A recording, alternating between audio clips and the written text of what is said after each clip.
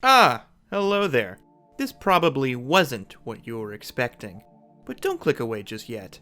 I want to take you on an adventure, so let me welcome you to your personal tour of the Content Factory. Now, I'm sure as you can guess, the Content Factory is no ordinary factory. Our goal here is to streamline the production of visual media content, like YouTube videos, for example. You may think that all those videos you so much enjoy are handcrafted from fine silks, or maybe chiseled from a block of stone. Well, not exactly. All those travel blogs and makeup tutorials, let's plays and game reviews, commentary videos and video essays, they are all made in our machines. I'm getting a little ahead of myself. All will be explained in time, I assure you. Lately, however, we've had the pleasure of working with big-name media companies like Disney and Netflix. Our latest major earner has been The Mandalorian on Disney+. I can't wait for you to reach that part of the tour. I'm sure this is a lot to take in, so if you'll please follow me, we're going to take a quick train ride over to our first section, the Internet and low-effort media machines.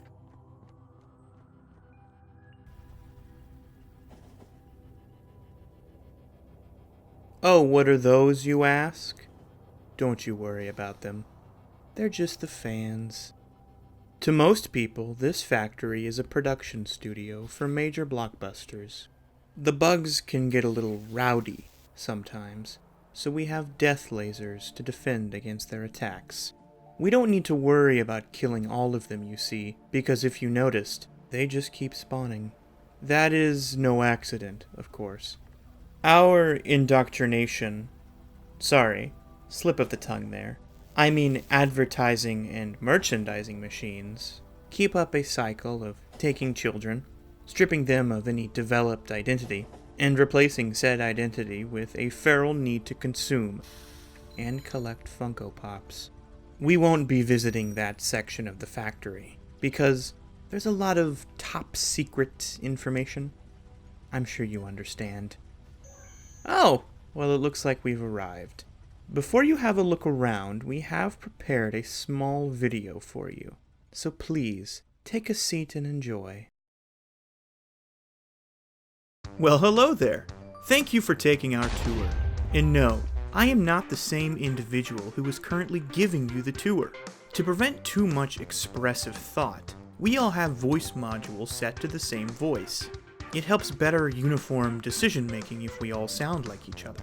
It may sound weird, but it's similar to how you may have a company uniform at your job. It's real science, don't worry about it. But thank you for visiting Internet and Low-Effort Media. Don't let the name fool you, because we truly put in more effort than any other region of the Content Factory. Our title may be technically true. Each individual video we produce takes on average several thousand less man-hours than a Marvel movie, for instance. But what we lack in quality, we sure do make up in quantity. You see, we take in requests from thousands of independent content creators. You're probably wondering, how is that possible? Do the Paul brothers, for instance, film content and we just edit it for them? Well, not exactly.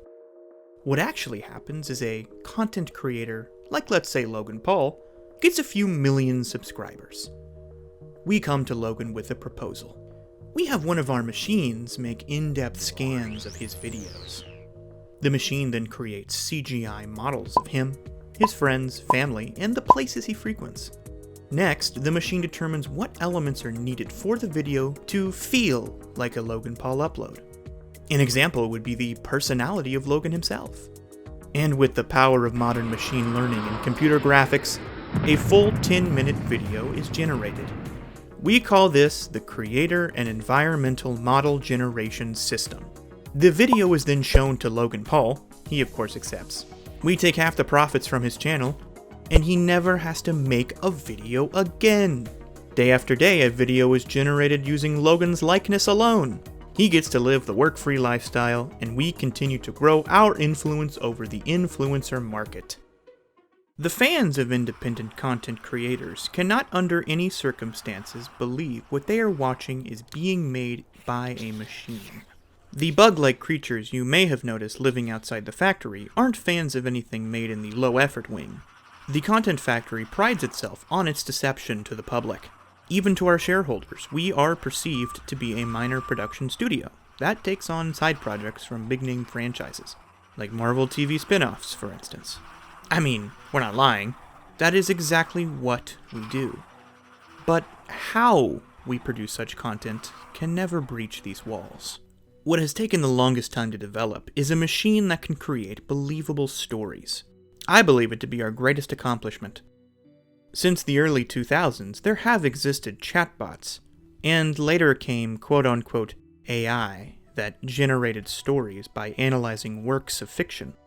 But what sets our machines apart from those grad student projects is how believable our stories truly are. I'll go a lot deeper into this when you visit the next wing of the tour, TV and streaming services. But there is still some genius to it on this side of the factory. Do you really believe Logan Paul and KSI boxed? Twice? No. A machine devised this plan over a 2-year period, creating graphics, a fictional boxing ring, slowly dropping hints in videos and social media posts over years to create the perfect dramatic storyline, all planned out by one machine. Its name is ILEM-17. It is the 17th machine to successfully pass our rigorous testing, and it is turning out to be a very bright young AI. Another machine, Social04, has a catalog of fake social media accounts. Its prime function is to maintain these accounts and gain recognition within internet communities.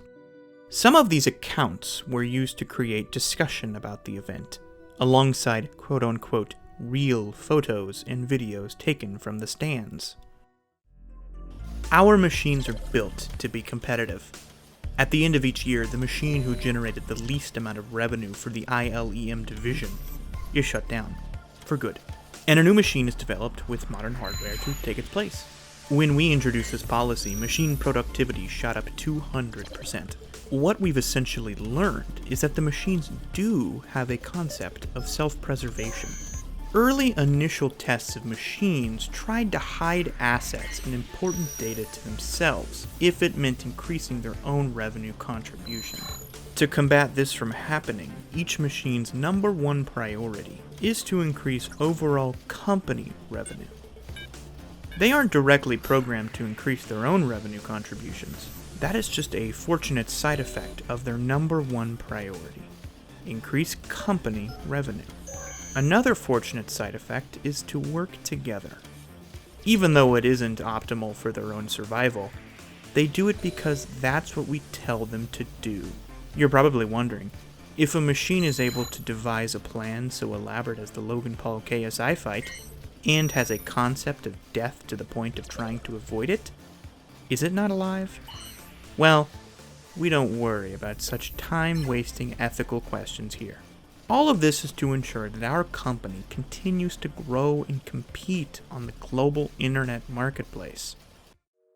We are the best content factory making videos for the web, but that implies that we aren't the only ones. There is an unfortunate amount of competition copying our ideas. One such company is Caliber. Since we have a tight grip on big-name creators, they've been focusing on more niche and foreign markets like ASMR and mukbang. So in order to beat out our adversaries in the game of trending and recommended feeds, we have to have an updated version of the YouTube source code at all times. Of course, we don't have it, but we have devised a replica based on what we notice trends and shows up in recommended feeds. This is to ensure we know exactly what YouTube and its algorithm want from its creators. That is essentially what gives us the edge over our competition. This division of the Content Factory has been running for a few years now, and we take up more research and development funds than any other region. A lot of this can be attributed to the ever-changing nature of the algorithm, and constant improvements into our creator and environmental model generation system. Over the past year or so, however, a large chunk is being devoted to an experimental live content generation machine. The machine builds minor AI called replicants. These replicants don't exist in the physical world. They live in a computer-generated environment we call live space. They live a fairly normal life within live space. They eat, drink, shower, watch TV, but most importantly, they live stream themselves on platforms such as Twitch. Are you sure about that? We are not entirely sure if they are alive or not. I can't say we'd have any way of knowing. They are built by our machines with the purpose of being so believably human, it would be impossible to truly know. We are still working on technology that would allow them to interact with other streamers, or leave the comfort of their quote-unquote homes. For now, they live inside their tiny little houses, having no concept of quote-unquote outside. They do actually play video games, however. We've had a few of the alpha builds even interact with real humans over multiplayer. Overall, the tests went well. The real test is developing believable and unique personalities for the replicants that audiences will find interesting. For instance, we've noticed the audience group we internally refer to as pop culture memers, who primarily consist of 12 to 17-year-old males, are looking for other male streamers with such characteristics as loud, confident, quick-witted, careless, and inattentive, usually of the same skin color, a medium high-pitched voice, and between 7 to 15 years older than the pop memer themselves. We call this specific archetype of streamer the older brother, one who holds some of the same adolescent-esque personality traits as the pop memer, but has many of the freedoms that come along with being an adult that young teens desire. And don't forget, this is only one archetype of many. Not to say there can only be one older brother archetype either. No. All these traits are set on dials. Some pop memers may prefer a more chillaxed older brother, while some prefer an older brother with a little bit of edge to them. You see, it's Darwinism down to the most basic principles. Every replicant we plan on releasing into live space will serve to fill a specific niche. It's just a matter of making sure each personality is geared towards the correct audience. We wouldn't want a hyperactive teenage female replicant to be handing out chess advice, now would we? Because that's not what the chess audience wants. Or, more importantly, expects. They want someone with a more methodical appearance. Usually that means skinny, white, or Asian kids, and fat, old, balding British men. But enough of the R&D talk. All of this is still being researched and developed, of course. We have recently been branching out into new frontiers of low-effort content. Apps like TikTok and Instagram make it possible for us to pump out low-cost, high-demand product unlike ever before. On Instagram specifically, we have thousands of meme accounts uploading sponsored content daily. Sometimes, of course, these sponsorships are done under the radar of the viewers. This is mostly done for accounts with audiences who have distaste for good business. These meme accounts have the facade of a real person behind them. The audience believes what they are scrolling through are hand-picked memes from a fellow memer. In reality, our machine, Social04, has determined hundreds of archetypal memers. From green text edgelords to uwu princesses, Social04 knows exactly what they think they want and what they don't know they need. I mean, where do you think memes come from? Do you really believe someone just thought up a plan to storm Area 51? And do you really believe the idea just caught on? No. This was the genius of Social04, who, if you remember, has access to tens of thousands of fake social media accounts.